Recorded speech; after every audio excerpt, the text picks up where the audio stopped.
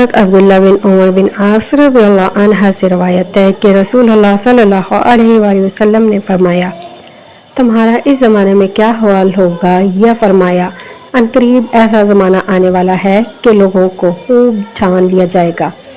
अहले ईमान और अच्छे आदमी उठा लिए जाएंगे और छान बुरा बाकी रह जाएगा।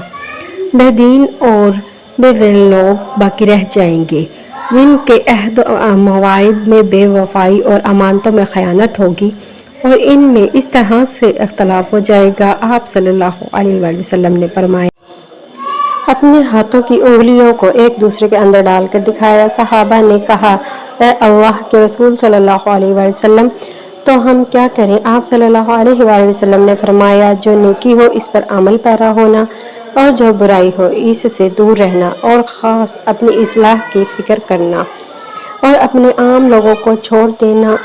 इमाम अबू दाऊद रहमतुल्लाह फरमाते हैं, ये रवायत हज़रत अब्दुल्ला बिन उमर रज़ियल्लाहु अन्हा के वास्ते से नबी सल्लल्लाहु अलैहि वसल्लम के संदोष से वारिद है। हदीस सनद अबी दाऊद 4342।